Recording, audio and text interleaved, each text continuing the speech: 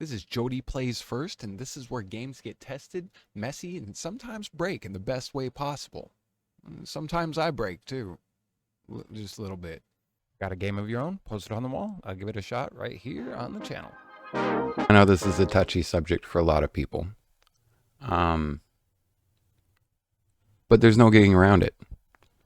I'm going to review this game, and there's nothing you can do to stop. No, I'm kidding.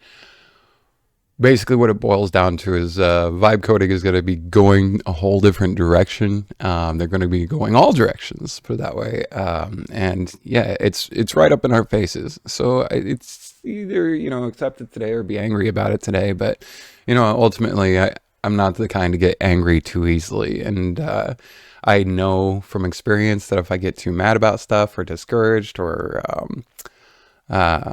upset about current technologies coming into the market, instead of using them, I am just stuck behind. I have 25 years in game experience, and I have applied that to AI coding. I have applied my own graphics to AI coding. I have mixed and matched and played alchemy with this, and I can tell you it's a lot of fun. All right, you might hate me after this or whatever, but it's a lot of fun. And again, I have tons of content. I'm talking years and years and years of content. It was a no-brainer for me to just start slapping content.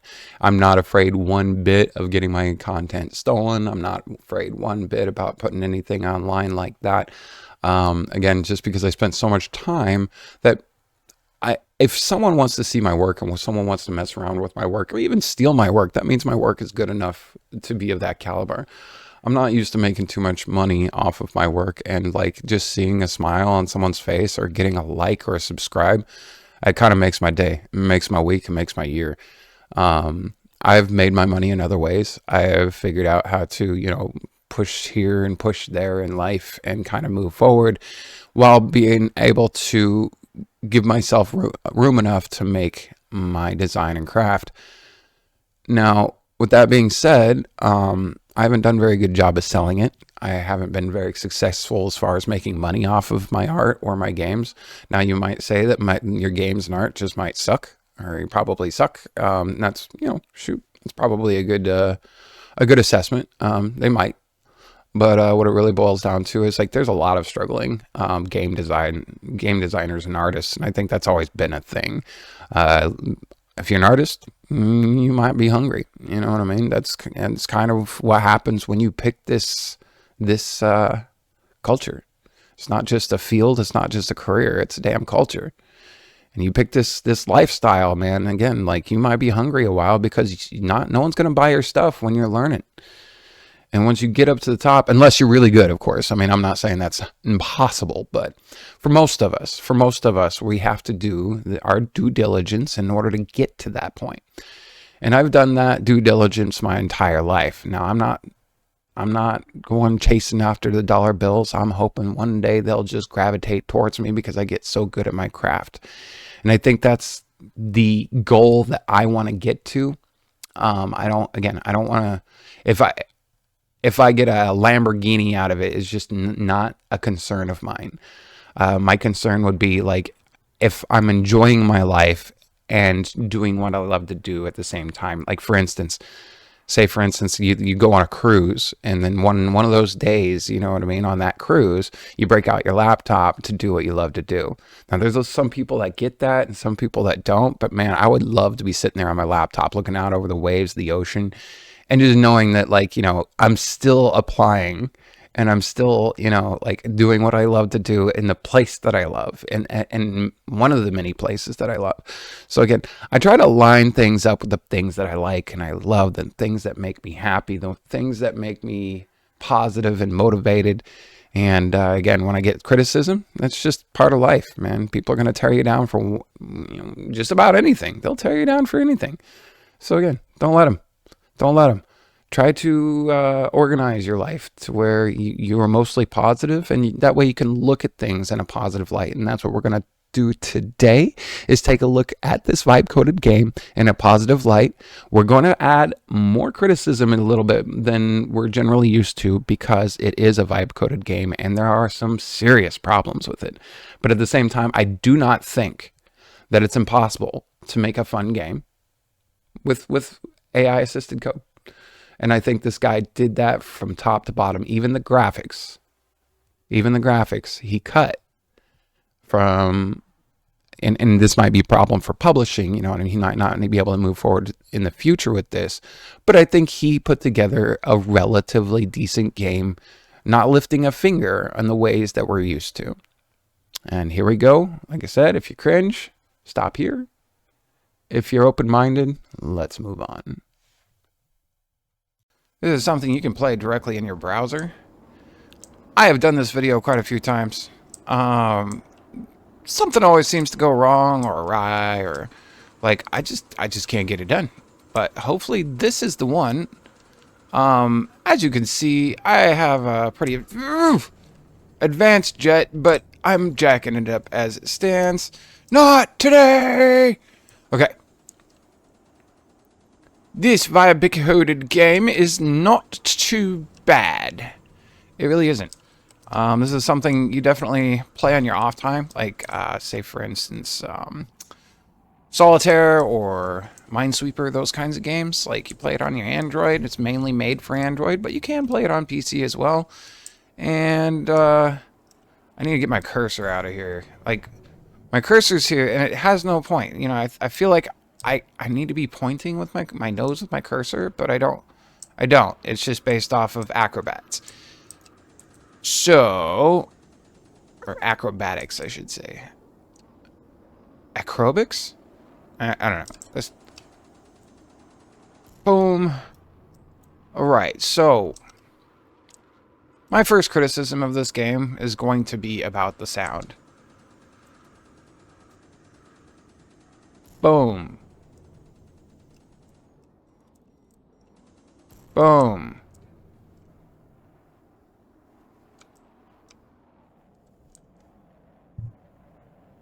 So, basically, it only has one explosion sound through the entire game.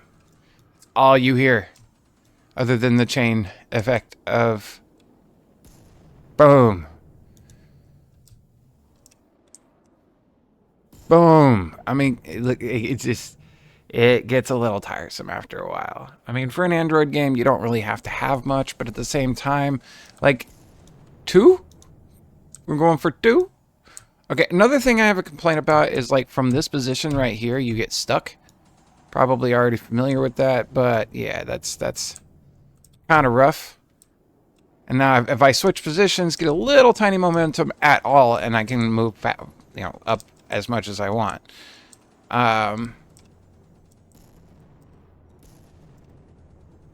Technically, in a plane like this, if you're going this way, you should be able to reverse just about any kind of thrust going the other direction if you're stuck in that position. Another thing we see, did you see those bullets? They just froze up and then they went past me. That's another thing that happens frequently. Don't know if that's ever going to be addressed in the future. Another thing is I can't pick up these power-ups. I don't know if they're power-ups or if they're just little souls floating in the sky. But you would think you'd just be able to pick them up. Don't know why I can't, but I can. Don't know if there's extra points behind them or what. You can pick up different planes, new planes. If we go to our select here, we look over here. Alright. See, that's something else. And these are kind of aspects that you kind of expect to see in vibe coding.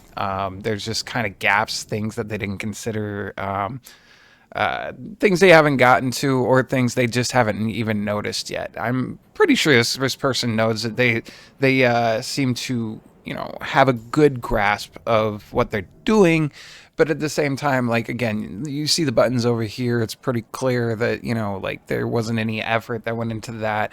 Just the general layout, it kind of feels like a spreadsheet had a baby with a game.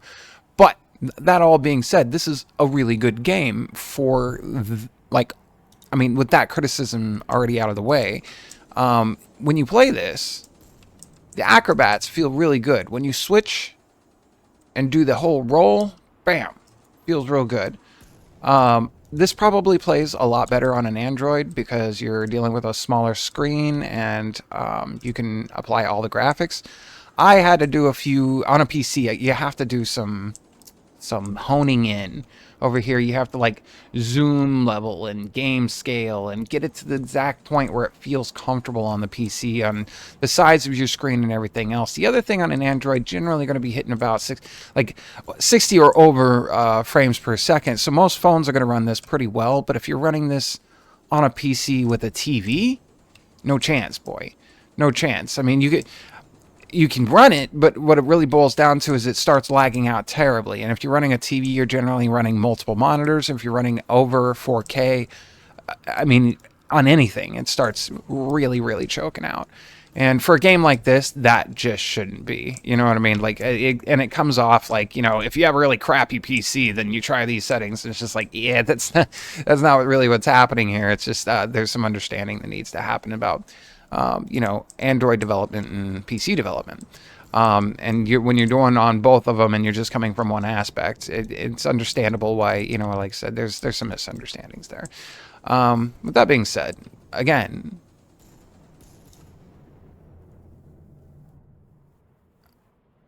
I'm not sure if I have a visitor or not. It would make sense, but I'm going to keep going until I get a knock on the door. Ugh. Okay. Now, the other thing is like, the first solution that he brings up is getting rid of this gigantic wallpaper as the solution to, you know, like having a really slow system. Well, again, like if you're putting a 4K, you know, screenshot up here and there's no chunking or anything like that, and it's just sitting there in the background, then like, dude, it's going to be the majority of your game, just the dang picture, especially when you're using an HTML engine.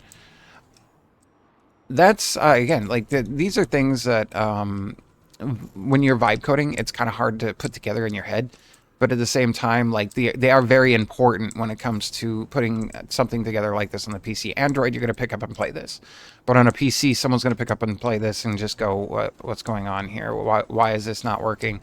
And like and have to fiddle with it quite a bit. And like by that time, you've already lost your player. So that's something you want to think about in the beginning. You definitely don't want to spend a half an hour honing this in to try to get it to a playable point. This is kind of one of those pick up and go games. And again, it speaks well on an Android. But again, if you want it to be pick up and go on a PC, then again, you're probably going to have to think about these aspects. Sound is going to be another important thing. It's going to be cringe on the ears for a lot of people. I don't generally mind personally, but that's definitely what comes to mind is like variation is going to be important when it comes to that. And perhaps some music as well. These planes, something everybody needs to be aware of. These planes he generated from AI, and he just kind of cut in and put together for the planes. And again, he did it over 100 different times. So that's kind of cool. I mean, that's a lot of effort. You cut out 100 different planes from AI. I mean, he's put some work into this. You know what I mean? So you can't really discredit it just for the vibe coding aspect. If that's the only reason you're shooting down a game, then like you're probably kind of, I don't know, don't think about things like this in general. Probably don't want to hear about them. But when you really break it down and break down what a video game is made up of, it, you know, like there's certain rules that you have to follow. And I think some of those rules are followed in this, and some are kind of broken. And like some rules are made to be broken. Don't get me wrong. Okay, that kind of thing, that kind of thought process as well. But there are a whole lot of things that are skipped over because it is vibe coded. Like there's a few things on the screen just when I got done saying that just, yeah, again, that kind of break this game and don't make it as enjoyable as I feel like it could be. So music, sound effects, I would take a look at your AI, kind of make it a little bit, or your UI, and make it a little bit more attractive with these buttons. And I would make these a little bit bigger depending on, I'd also have some detection on what kind of system you are on. So like when it's loading up, if it detects it's on a PC, have it already honed in to those settings. So don't make the user calibrate in. That's going to be terrible. Okay. I think the Gatling sound is super satisfying. I don't know. I think that there are some aspects like the enemy planes. They don't machine gun ever. Don't know why, but they can't machine gun. They're only launch missiles, so you end up only dodging missiles, and that's what ends up becoming the game as you're running away. So that can become stagnant after a little while as well. So you might think about changing up some dynamics of this as well. The other thing is you advertise having 100 different planes. And if users come in here and see there's only 10 different planes that you can score, that might be an issue as well. I mean, technically, yeah, you do have 100 different planes in here, but the enemies, a lot of the enemies look alike, especially in motion. So like you don't really catch the details and differences between the planes when they're on the enemies. So what I would do is reverse that. So I would make, shoot like 80 different selectable planes or buyable planes, and then maybe 20 different enemies that like, again, that we don't have to focus on too terribly much. We don't focus on too terribly much. Another thing is on PC, I wanted to show you this as well. On PC, when you hit the Cobra maneuver, there is some serious lag, and it takes you into Nightmare City. Serious lag. I don't know why it does that, but again, this is all this. I mean, I have a pretty monster system here. We're running on a 3090, so I'm pretty sure it's not my graphics capability. That's gonna be optimization. So let's see here. Whoop.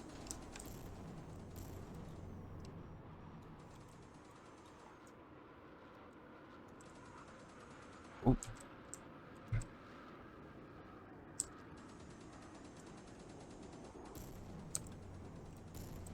All right. Sorry, I'm getting into it a little bit. And that's what happens with this game. You just kind of end up getting into it.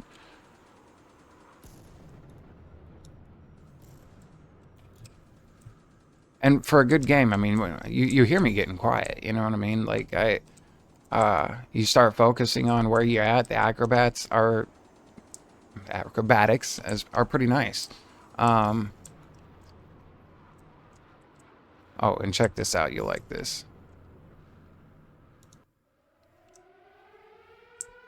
Says a pretty big cooldown. Ah, I didn't get it up. Boom. Those are pretty cool. So yeah, you just kind of, there's a little bit of progressiveness to it. So when you, like, the purchase thing is definitely progressive. They do have a leaderboard. I have a complaint about a leaderboard. How am I supposed to write my name on the leaderboard when I'm not allowed to have a name? I mean, what is the point of putting your name on a leaderboard if it's not your name? I want you to think about that for a second. Other than that, the progression, again, is pretty good. As you buy planes and stuff like that, you get more ability and ability to maneuver in the air, and yeah, they just get kind of progressively better as you go on.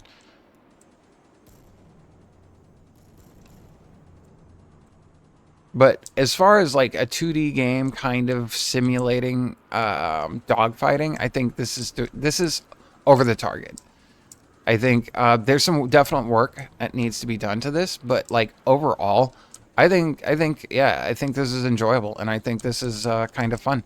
So yeah, just to let you know, I mean, the people are vibe coding fun games out there, and if someone enjoys them, then that means there's validity there. And like, again, it doesn't matter what your definition of validity is at that point.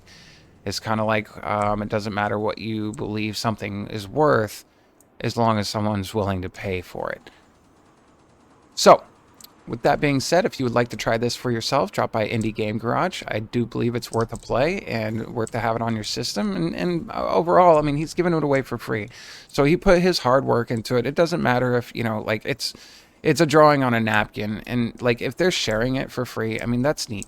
You know what I mean? People that do that are neat. And so, again, like, something to consider. And I think, yeah, it's definitely worth a play if you're into this sort of flight mechanic game. And yeah, I love these kinds of things. So like, again, it speaks to me as a gamer, and that's why I'm here. So, yep, come by, play it for yourself, and yeah, we'll see you next time.